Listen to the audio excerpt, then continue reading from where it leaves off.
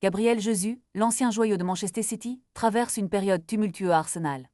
Alors qu'il a été recruté pour une somme impressionnante de 52 millions d'euros, l'attaquant brésilien se retrouve aujourd'hui sur la touche, éloigné des terrains depuis sa grave blessure au ligament croisé en janvier dernier. Son retour n'est pas attendu avant octobre, laissant place à une situation délicate pour le joueur de 28 ans. Arsenal, de son côté, ne s'est pas laissé abattre et a renforcé son équipe avec l'arrivée de Victor Gyökeres, un buteur de renommée mondiale, ce qui a soudainement assombri l'avenir de Gabriel Jesus à Londres. En effet, après une première saison prometteuse, où il avait marqué 11 buts et délivré 7 passes décisives en seulement 36 matchs, ses performances ont chuté de manière alarmante.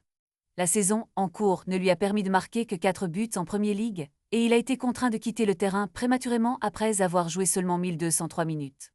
Son manque de finition est devenu un problème de plus en plus évident, et dans une équipe qui vise le titre, cela ne suffit plus. La compétition pour une place de titulaire est devenue féroce.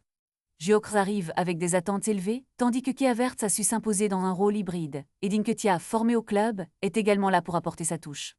De plus, sur les ailes, Bukayo Saka, Gabriel Martinelli et Leandro Trossard verrouillent les couloirs, rendant la tâche de Gabriel Jesus encore plus difficile.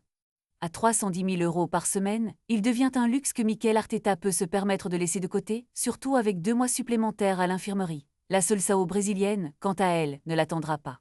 Carlo Ancelotti a déjà commencé à examiner de nouveaux talents, laissant peu de place aux joueurs en difficulté. Pour espérer participer à la Coupe du Monde 2026, Gabriel Jesus doit retrouver son niveau et prouver sa valeur. Dans ce contexte, Flamengo a proposé un prêt de 6 mois, une solution qui pourrait s'avérer bénéfique pour toutes les parties. Cela permettrait aux joueurs de retrouver du rythme et de se relancer sur le plan médiatique au Brésil. Arsenal, de son côté, pourrait réduire sa masse salariale tout en augmentant sa visibilité pour une future revente. Un exil temporaire qui pourrait s'avérer salvateur pour éviter que sa carrière ne tombe dans l'oubli à l'approche de ses 30 ans. Quel avenir pour Gabriel Jesus? La balle est dans son camp. Réagissez et débattez dans la zone, ajoutez un commentaire.